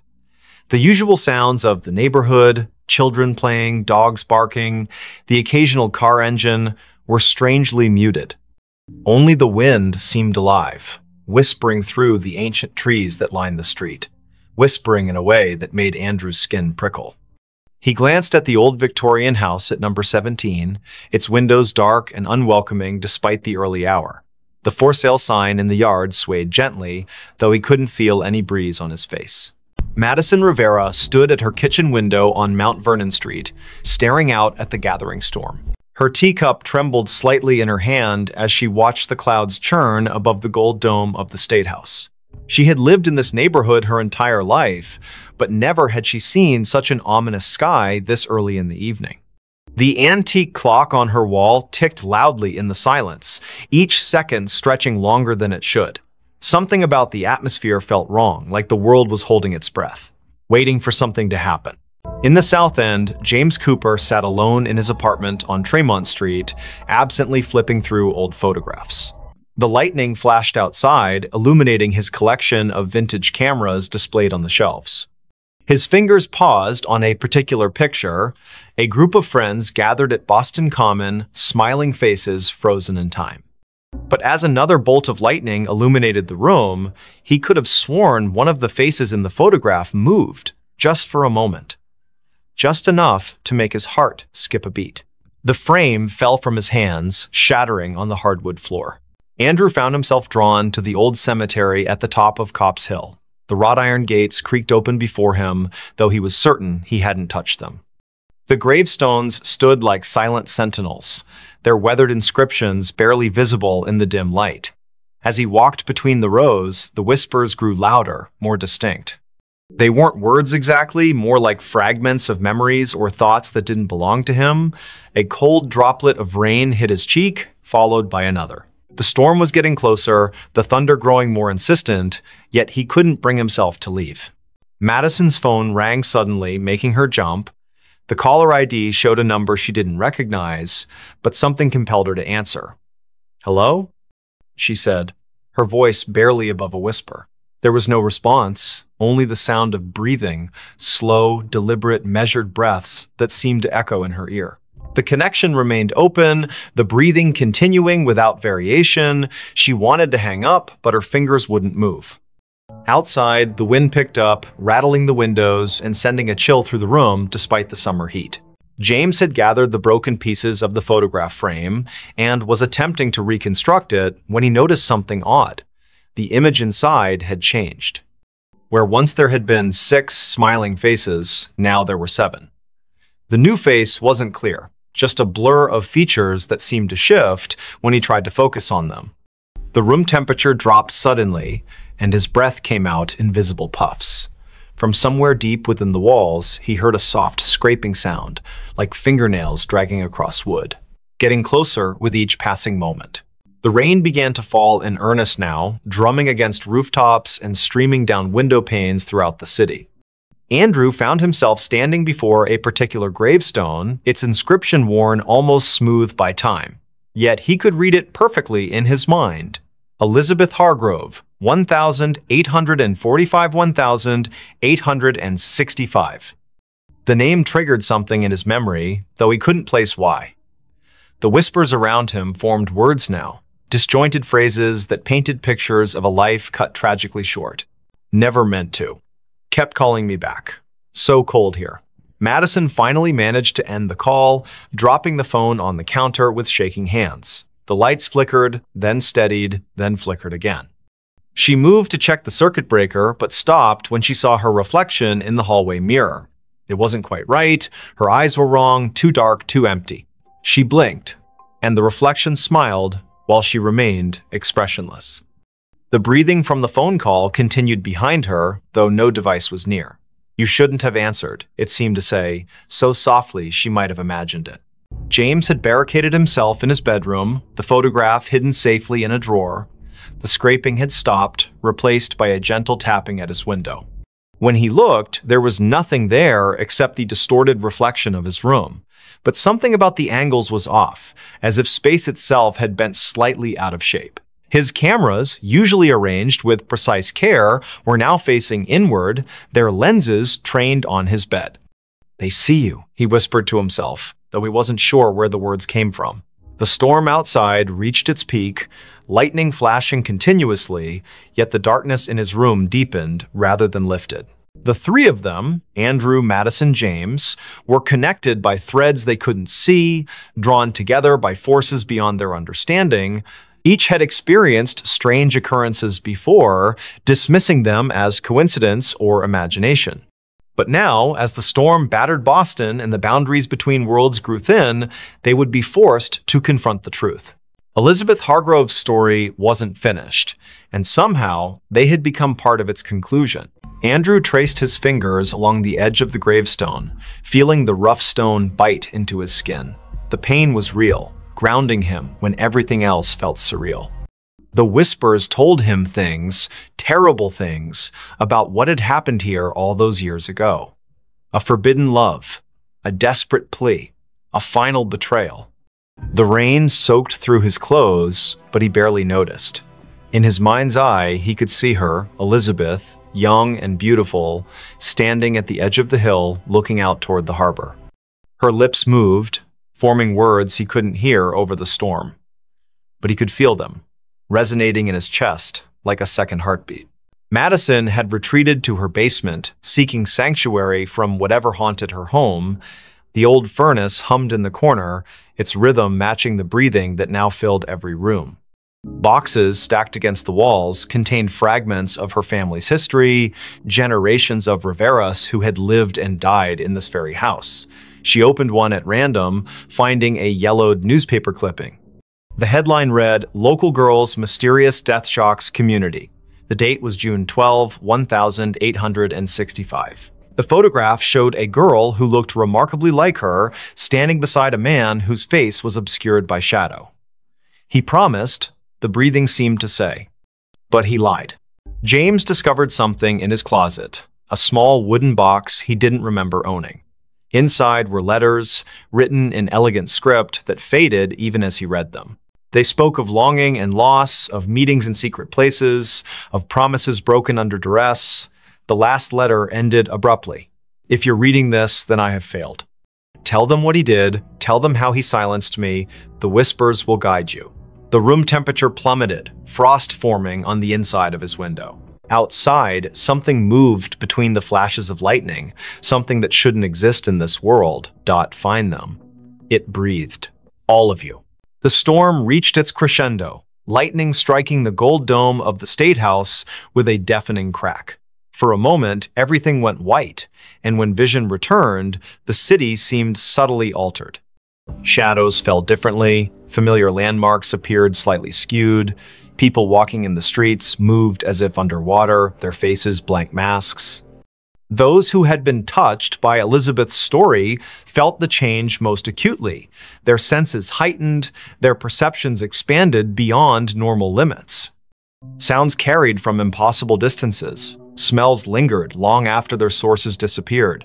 Touches left imprints that glowed faintly in the dark. Andrew found himself unable to leave the cemetery. The gates had vanished, replaced by an endless expanse of tombstones stretching in all directions. Each bore Elizabeth's name, each marked a different year of death. The whispers became a chorus now, overlapping voices telling conflicting versions of the same tragedy.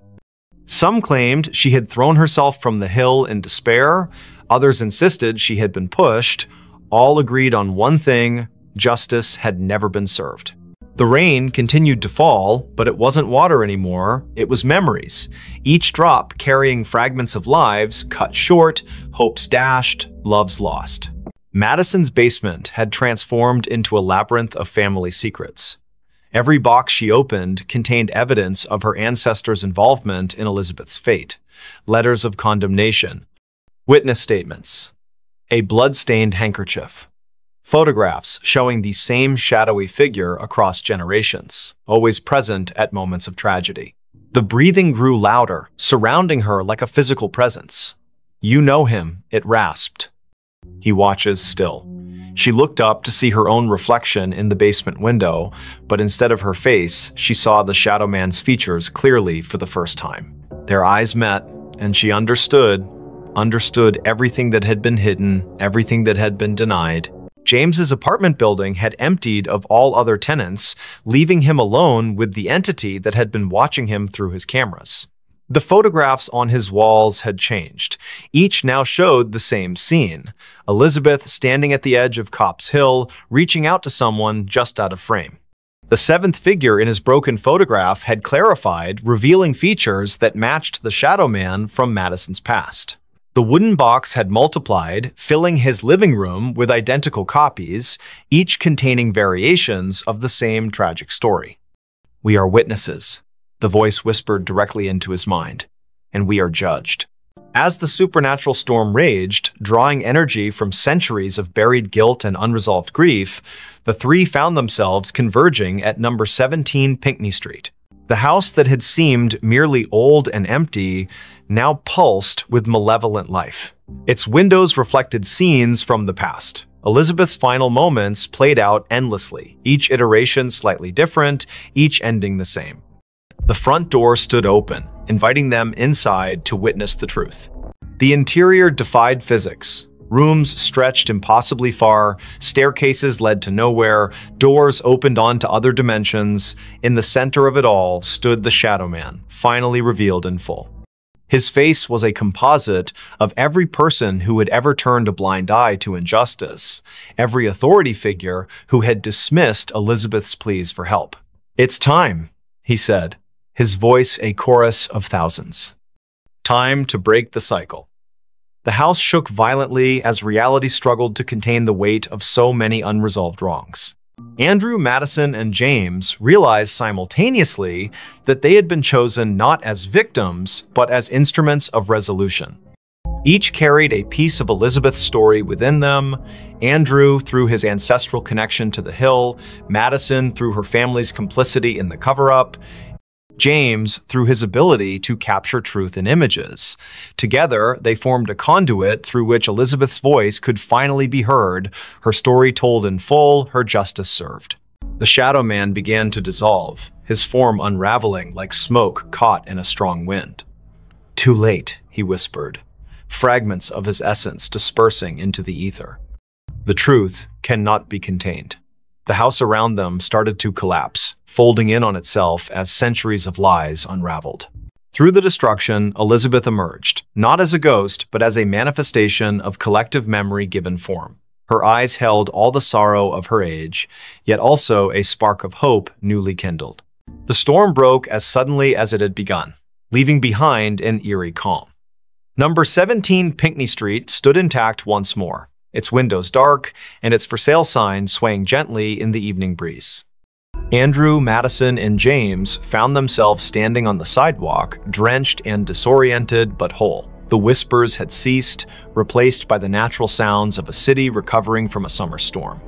Lightning flashed one last time, illuminating the hilltop where Elizabeth had stood so long ago. For a brief moment, they thought they saw her silhouette against the darkening sky, her hand raised in farewell. Life in Boston returned to normal, though those who had been touched by the supernatural events carried their experiences like scars, invisible to others, but ever present in their minds. Andrew devoted himself to preserving local history, ensuring that stories like Elizabeth's would never be forgotten again. Madison worked to uncover other buried truths in her family's past, determined to break cycles of silence and denial. James continued taking photographs, but now his lens sought to capture not just images, but essences, the intangible elements that made people who they were. On quiet summer evenings, when storms gathered over the city and the wind whispered through the ancient trees, some claimed they could still hear Elizabeth's voice. Not demanding vengeance, not seeking pity, simply reminding those who would listen that truth has a way of emerging, no matter how deeply it is buried. And sometimes, when passing number 17 Pinckney Street, particularly sensitive souls might catch a glimpse of movement in an upper window or feel a gentle touch on their shoulder, accompanied by the softest of whispers, "Thank you." The story of Elizabeth Hargrove became legend in certain circles, a cautionary tale about the dangers of ignoring injustice and the power of collective memory. Her name appeared in historical records, her story told in museums and walking tours. Yet those who had truly known her, Andrew, Madison, James, understood that her presence lingered not in these official accounts, but in the spaces between them. In the moments when the world seemed to hold its breath, when shadows fell just a little too deep, when the wind carried voices from another time, Boston continued its march forward, oblivious to the thin veil separating past from present. Summer storms still rolled in from the Atlantic, lightning still illuminated the gold dome of the State House. Children still played in the shadow of Copp's Hill, unaware of the tragedy that had unfolded there so long ago. But somewhere, in the fabric of the city itself, Elizabeth's story continued to resonate. A reminder that some truths refuse to be silenced. Some voices continue to breathe long after their bodies have turned to dust. And on nights when the moon hung low over Beacon Hill, casting long shadows across the cobblestone streets, those who listened closely might hear it, the whisper that breathed, carrying fragments of a life reclaimed, echoes of justice finally served. Reminders that even in death, truth finds a way to speak through those willing to listen. Screams in the warehouse at night. The winter air in Savannah carried an unusual chill, even for Georgia. The cicadas buzzed incessantly through the humid night as Amelia Thompson tightened her scarf around her neck. She had taken the security job at the old warehouse on the outskirts of town, mostly out of desperation. The building stood like a monolith against the dark sky, its weathered brick walls telling stories of better days when it was part of the thriving port district. Liam Allen, her partner for the night shift, leaned against their patrol car while chewing absent-mindedly on a toothpick. "Third week, and you're still jumpy," he said with a smirk that didn't quite reach his eyes. His attempt at casual conversation couldn't mask the tension in his voice. They both knew something wasn't right about this place. Every night brought new sounds from within the warehouse's walls, sounds that shouldn't exist in an empty building. As they approached the main entrance, Amelia noticed the padlock looked different somehow. The scratches around the hasp seemed fresh, though she could have sworn she'd checked it thoroughly just hours before. Liam must have seen her hesitation because he placed a hand on her shoulder. "Probably just kids messing around again," he said, but his words lacked conviction. Last week, they'd found graffiti inside that definitely hadn't been there during their previous rounds. The heavy metal door groaned in protest as Liam pushed it open. The smell hit them immediately, damp concrete mixed with something metallic that made Amelia's stomach churn. Their flashlights cut through the darkness, revealing rows of empty pallets and dusty machinery. The air felt heavier inside, pressing against their lungs with each breath. Somewhere deep in the shadows, water dripped methodically. Drip, drip, drip. They started their usual patrol route, boots echoing ominously against the concrete floor. Amelia couldn't shake the feeling they were being watched. The security cameras mounted high on the walls provided little comfort. Their red lights blinked steadily, but she knew from experience how unreliable they were. Half of them were either broken or showed nothing but static-filled images on the monitor back at their station. "Did you hear that?" Amelia whispered suddenly, grabbing Liam's arm. A soft scraping sound had come from somewhere behind the rows of shelving units. It sounded like metal dragging across concrete. Slow, deliberate. Liam raised his flashlight, the beam trembling slightly despite his best efforts to keep it steady. "Probably just rats," he muttered, though neither of them believed it. The sound came again, closer this time. Closer. Their radios crackled to life without warning, making them both jump.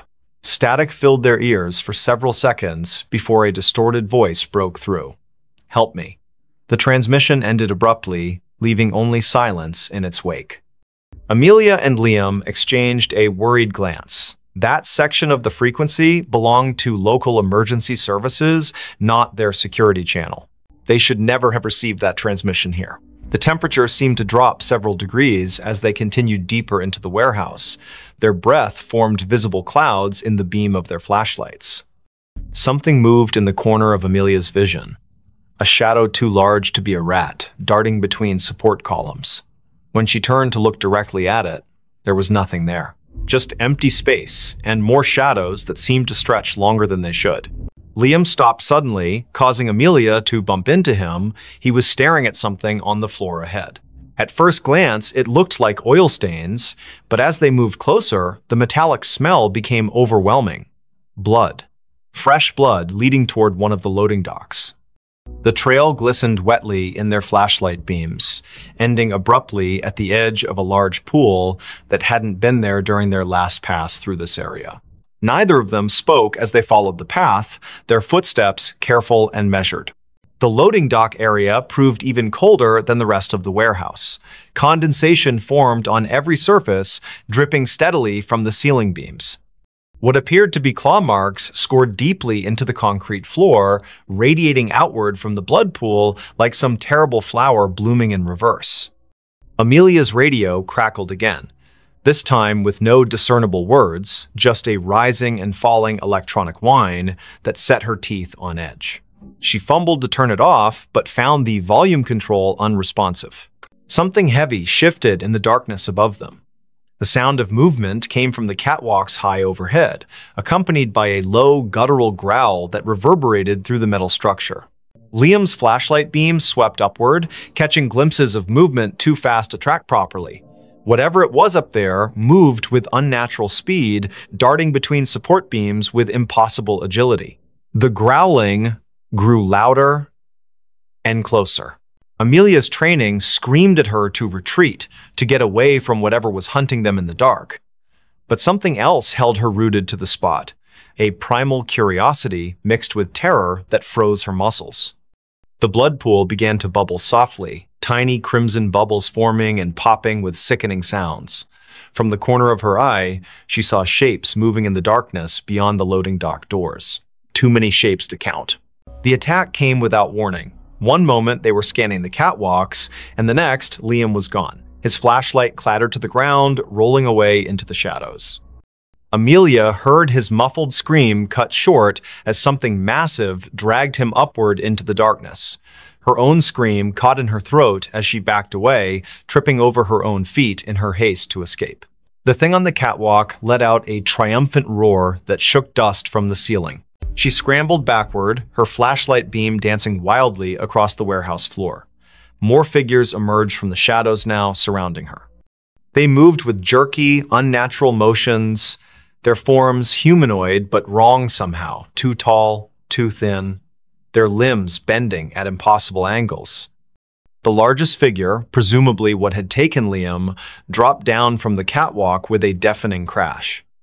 Its eyes glowed faintly in the darkness, fixing on her with predatory intelligence. The cicadas outside had grown louder, their buzzing almost deafening now. Amelia realized with growing horror that their pattern matched the rhythm of the creature's movements. Each step it took toward her synchronized perfectly with the insect's chorus. The other figures began to circle her, closing in from all sides. Their breathing sounded wet and labored, like liquid being forced through cloth. She pressed herself against a stack of pallets, searching desperately for an escape route. A sudden noise from the office area caught everyone's attention, the distinctive sound of someone trying to force open a window. The creatures hesitated, their heads snapping toward the disturbance with unsettling speed. Amelia seized her chance, diving between two of the smaller figures and sprinting toward the main entrance. Behind her, she heard snarls of frustration as the creatures debated whether to pursue her or investigate the new intruder. Her radio crackled to life again, this time with perfect clarity. "Run!" a woman's voice shouted urgently. "Get out while you still can."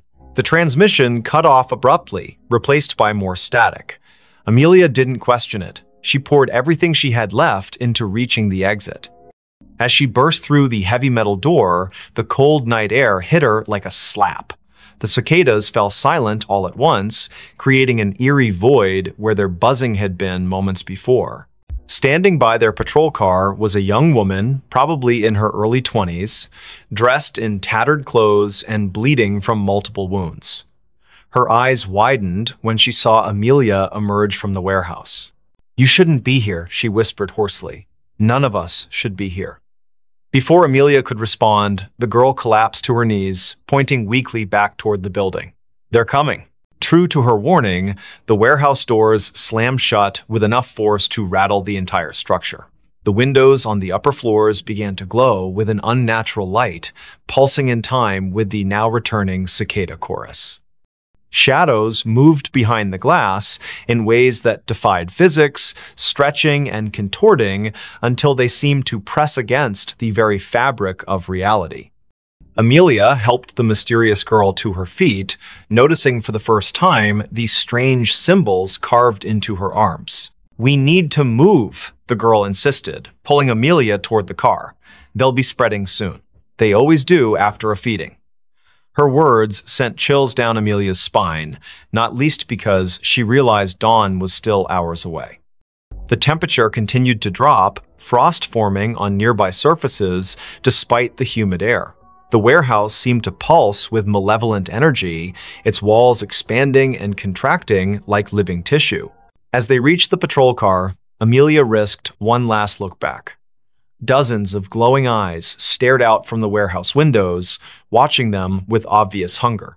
Something massive moved behind the glass, its silhouette too large to be contained within the building's walls. The girl shoved her into the passenger seat, taking the wheel herself with surprising strength. "Don't look back," she warned as she started the engine. "Whatever you do, don't look back until we're out of Savannah." The drive through the city streets felt surreal. Streetlights flickered erratically as they passed, and the few people still out at this hour seemed to be walking in slow motion, their faces blank and expressionless. The girl Spiel, who introduced herself only as Rachel, kept checking the rearview mirror obsessively, muttering about spread patterns and infestation zones. Amelia wanted to ask questions, but found herself unable to form coherent thoughts, let alone words. They reached the city limits just as the first hints of dawn began to lighten the horizon. Rachel visibly relaxed, though she maintained their speed well above the legal limit. "You got lucky tonight," she said finally. "Most people don't make it out of there alive, especially not after hearing the screams." Amelia opened her mouth to ask what she meant, but Rachel cut her off. "Don't worry about it now. Just know that you've been marked. They'll be watching for you, watching and waiting." The cicadas began their morning song as they left Savannah behind, their buzzing gradually fading into silence. Amelia stared at her reflection in the side window, barely recognizing herself. Her face was pale and drawn, her eyes haunted by things she couldn't yet comprehend. In the distance, church bells began to ring, their tones carrying an unexpected sense of finality. Rachel gripped the steering wheel tighter, her knuckles white against the gathering daylight. Somewhere behind them, in the heart of Savannah's industrial district, the warehouse stood silent and still. Its walls bore fresh scratches and scorch marks that hadn't been there the night before. Inside, pools of blood slowly dried on the concrete floors, already beginning to attract flies. The security cameras remained offline, their lenses cracked and blackened. High above, on the catwalks, something waited patiently for nightfall. Something that remembered the taste of fear. Don't just watch in the dark, click subscribe, like, and join now. Before we begin, tell me, where are you listening from and what time is it there? The secret without a name. The cold was biting, and the silence of Anchorage's streets at 2 a.m. felt unnatural. Amelia Mitchell pulled her coat tighter around herself as she hurried down a dimly lit sidewalk. The snow crunched under her boots, each step echoing in the stillness like an unwelcome intrusion. She shouldn't have been out here this late, but something about the call from Sophia Miller had made her stomach churn, a desperate voice pleading for help before the line went dead. Amelia's breath came out in visible puffs, quickening with every second that passed. Her gloved hands tightened around the strap of her bag as she turned onto Sophia's street. It was eerily empty. The kind of emptiness that didn't feel right even for a place buried deep in winter. Streetlights flickered above, casting long shadows on the snow-covered ground. The houses here were mostly dark, their windows staring blankly into the night, except for one, a faint light glowed behind closed curtains at the end of the block. That must be it, she thought, her heart pounding harder now. Sophia lived alone, always insisting she liked the quiet solitude of Anchorage winters. But tonight, there was no answer when Amelia knocked on the door. She tried again, louder this time, her knuckles rapping against the wood with urgency. "Sophia? Are you there?" Only silence greeted her, broken only by the distant hum of power lines swaying in the wind. She reached for her phone to call again, but just as her thumb hovered over the screen, she heard it a faint creak from inside the house. It wasn't enough to dismiss as settling wood, it carried weight, purpose. Amelia hesitated, then pressed her ear closer to the door. Another sound followed, softer but unmistakable, shuffling footsteps, moving away from where she stood. "Sophia?" she called again, her voice trembling. No response. Just the oppressive silence pressing back against her words. Then, without warning, the doorknob began to turn slowly. So slowly, it seemed deliberate. Amelia stumbled backward, nearly slipping on the icy steps leading up to the porch. Her pulse roared in her ears as the door swung open wide, revealing nothing but darkness beyond. There was no one there, not immediately anyway. But as Amelia forced herself to peer inside, she noticed something odd, a trail of wet footprints leading further into the house. They weren't hers. They couldn't be. She hadn't stepped inside yet. And they weren't fresh either, not entirely. Some parts of the prints gleamed with melted snow, while others looked older, partially dried and smeared as if someone or something had walked through days ago but left traces that refused to fade. Against her better judgment, Amelia stepped inside. The warmth of the house hit her instantly, though it brought little comfort. Something about the air felt wrong, stale, heavy, as if it hadn't circulated properly in weeks. She glanced around the living room, taking in the familiar clutter of books and photographs scattered across shelves. Everything seemed normal, until she saw the photo frame lying face down on the coffee table. She picked it up cautiously, turning it over. It was a picture of Sophia smiling brightly next to Jackson Cole, her boyfriend or ex-boyfriend, depending on who you asked. Their faces were scratched out violently, gouges cutting through the glass like angry scars. A chill ran down Amelia's spine. This wasn't random vandalism. Someone had done this deliberately, methodically. Before she could process what it meant, another noise caught her attention, a low scraping coming from somewhere deeper in the house. It sounded like nails being dragged along a hard surface, slow and rhythmic, punctuated by pauses that somehow felt more menacing than the sound itself. Amelia swallowed hard, clutching her phone tightly in her hand. She considered calling the police, but what would she say? That she broke into her friend's house because of some creepy noises? They'd think she was crazy. Instead, she moved cautiously toward the hallway, following the sound despite every instinct screaming at her to leave. The hallway was narrow, lined with family portraits that seemed to watch her as she passed. Each frame held a face frozen in time, eyes staring ahead as if waiting for something. At the far end, a door stood slightly ajar, light spilling out from within. The scraping grew louder, closer, and Amelia realized it was coming from behind that door. Her palms were slick with sweat beneath her gloves as she pushed it open just enough to peek inside. What she saw stopped her dead in her tracks.